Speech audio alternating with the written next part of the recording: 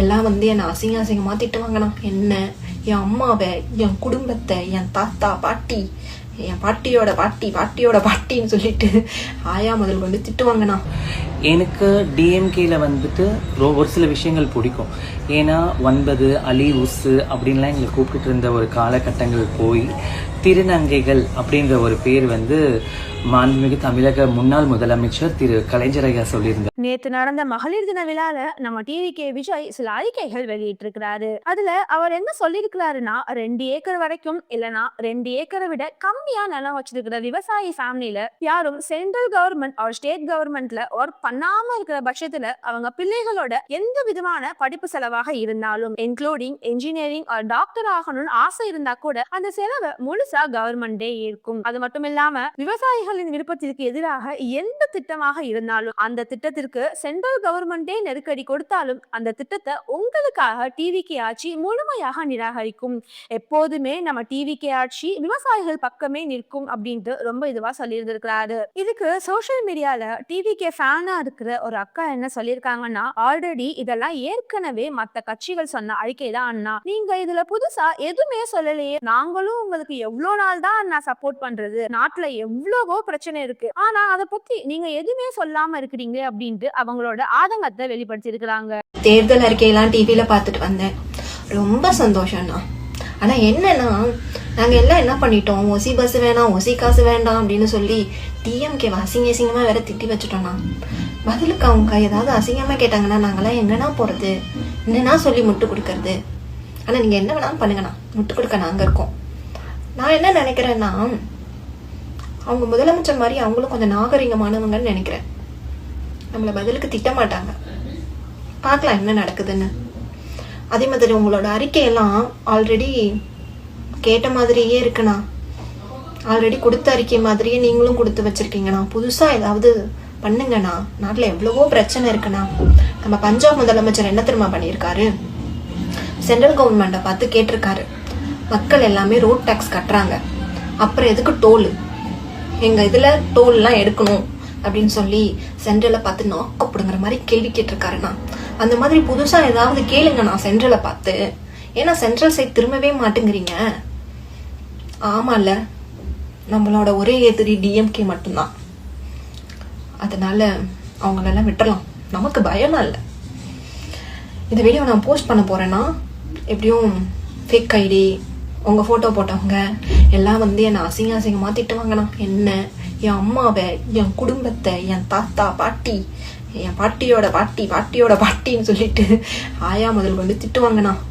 ஆனாலும் மனசை தைரியப்படுத்திக்கிட்டு நான் இதை போஸ்ட் பண்றேன்னா, கமெண்ட் ஆன்லயே வச்சுட்டு.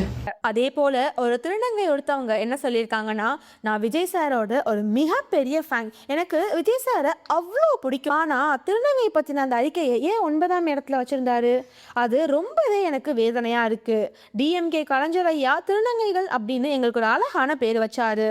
இதெல்லாம் பார்க்குறப்போ டிஎம்கே கவர்மெண்ட்டே எவ்வளவோ மேல் போல இருக்குது அப்படின்ட்டு விஜய் மீது கண்டனம் தெரிவிச்சிருக்கிறாங்க. ஹலோ மக்களே, எல்லாருக்கும் வணக்கம். எல்லாரும் எப்படி இருக்கீங்க? இன்னைக்கு நான் ஒரு விஷயத்தை பற்றி தான் ரொம்ப முக்கியமாக பேச போகிறேன். என்ன அப்படின்னு பார்த்தீங்கன்னா, நம்ம ஜூலி வந்து விஜய் சாரை பற்றி பேசியிருந்தாங்க. உடனே அவங்க மேலே ஒரு நிறைய ஃபால்ஸ் அலிகேஷன்லாம் வச்சு அவங்க கிட்னி திருடுறாங்க அது இதெல்லாம் சொன்னீங்க. சரி, ஓகே. மக்கள் வந்து புரிதல் முதல்ல இருக்கா இல்லையான்றது எனக்கு சத்தியமாக தெரியல. யாராவது எதனா ஒன்று பண்ணால் உடனே தெரிஞ்சிக்காமல் மற்றவங்களை பற்றி சொல்ல வேண்டியது. அவங்களுக்கு கல்யாணம் ஆகிடுச்சு, அவங்களுக்குன்னு ஒரு லைஃப் இருக்குது, அதை யோசிக்கணும். சரி, ஓகே. விஜய் சார் கிட்ட வரேன். எனக்கு விஜய் சாரோடைய கட்சியில் டிவிகேல எனக்கு ஒரே ஒரு உடன்பாடு இல்லை அப்படின்றது எதனால் அப்படின்னா, எனக்கு விஜய் சாரை ரொம்ப பிடிக்கும், ஒரு ரசிகையாக ரொம்ப பிடிக்கும். அப்படி இருக்கும்போது அவர் வந்து அவருடைய தொகுதியில் ஒரு பயோ போட்டிருந்தார். அதில் திருநங்கைகளுக்கான இடஒதுக்கீடு வந்து 9வது காலமில் போடும்போது எனக்கு மன வருத்தமாக இருந்தது. நான் ஒரு இன்டர்வியூலமே சொல்லியிருப்பேன். ஏன்னா திருநங்கைகள்னும் போது எப்படி சொல்றதுன்னா, ஒரு சிலவங்க ஹர்ட் பண்றாங்க, அதே தான் விஜய் சாரும் பண்றாரு அப்படின்ட்டு. எனக்கு டிஎம்கேல வந்துட்டு ஒரு சில விஷயங்கள் பிடிக்கும். ஏன்னா 9 அலி உஸ்ஸு அப்படின்லாம் எங்களை கூப்பிட்டு இருந்த ஒரு காலகட்டங்கள் போய் திருநங்கைகள் அப்படின்ற ஒரு பேர் வந்து மாண்புமிகு தமிழக முன்னாள் முதலமைச்சர் திரு கலைஞர் ஐயா சொல்லியிருந்தார். அவர் வந்து கனிமொழி அம்மா மூலியமாக எங்களுக்கு வந்து திருநங்கைன்ற ஒரு பேர் கிடைச்சிது. அப்படி இருக்கும்போது நாங்கள் வாழ்நாள் முழுவதுமே அந்த குடும்பத்துக்கும் அந்த நபர்களுக்குமே நாங்கள் ரொம்ப நன்றி கடனாக திருநங்கைகள் எல்லாருமே இருப்போம். மாண்புமிகு தமிழக முதலமைச்சர் திரு மு.க. ஸ்டாலின் ஐயாக்குமே ரொம்ப ரொம்ப தேங்க்ஸ். இந்த தருணத்தில் உதயநிதி சாருக்குமே ரொம்ப தேங்க்ஸ். அப்படி இருக்கும்போது ஒரு திருநங்கைகளுக்கான எல்லா விஷயமும் நல்லது பண்ணுறவங்களுக்கு தான் நம்ம ஓட்டு போடுவோம். அப்படி இருக்கும்போது விஜய் சார் கூட இருக்கிறவங்க எல்லாருமே பார்த்தீங்கன்னா ரசிகர்களாக பார்க்குறாங்க. அவர் விஜய் சாரோட படங்கள் அது இதெல்லாம் ஆக்ஷன் அது இதெல்லாம் பார்த்துட்டு விஜய் சாரை பார்க்கணுன்ற போகிறாங்களே தவிர அவர் அரசியலில் என்ன பண்ண போகிறாருன்றது தெரியல.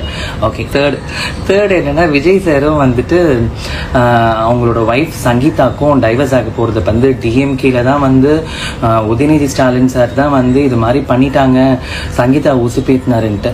நேற்று வந்து ஏஜிஎஸ் கல்போத்திய அகோரமுடைய சன்னோடைய மேரேஜ்க்கு த்ரிஷாவும் விஜய் சாரும் போயிருக்காங்க. அப்போ த்ரிஷாவையும் விஜய் சாரையும் போக சொன்னது தமிழக முதலமைச்சரா? முட்டாளா நீங்கள்? எனக்கு என்ன சொல்றதுன்னு தெரியல. கண்டிப்பாக ரொம்ப சிரிப்பாக இருக்குது. விஜய் சாரோட ஃபேன்ஸ் நீங்கள் எல்லாம் இருந்தீங்கன்னா கொந்தளிப்பீங்கன்னு தெரியும். பரவாயில்ல, உங்களுக்கு தான் பழகிடுச்சு இல்லை. நான் யார் கூட இன்ஸ்டாகிராமில் ரீல்ஸ் போட்டாலும் ஃபோட்டோ போட்டாலும் வேற ஆளை மாற்றிட்டியா நாஞ்சில் விஜயனை தவிர்த்துன்றீங்க. பரவாயில்ல, நாளைக்கு விஜய் சார் கூடயே ஃபோட்டோ எடுத்து போடுவேன். இதையும் சொல்லுங்கள். முக்கியமாக விஜய் சாரோட ஃபேன்ஸ் நிறைய பேர் முட்டாளுங்க, தற்கூரி முட்டாளுக்கு இருக்காங்க. அவங்களுக்கு நான் இந்த பதிவு சொல்ல போகிறேன். லாஸ்ட்டாக ஒரு பொண்ணு சொல்லியிருந்தாங்க, விஜய் சாருக்கு வந்து நாங்கள் நிறைய பேர் ஃப்ரெண்ட்ஸாக இருக்கோம், நிறைய தங்கச்சிகள் இருக்கோம், அதே மாதிரி ஒய்ஃபாக இருக்கோம்ட்டு. எப்படி அந்த மாதிரி ஒய்ஃபா இருக்க முடியும்னு எனக்கு தெரியல. முட்டாள் நினைக்கிறேன். Okay, anyway thank you. இதை பத்தின உங்களோட கருத்துக்களை கமெண்ட் செக்ஷன்ல சொல்லுங்க. மேலும் அடுத்த வீடியோல பார்க்கலாம். பாய்.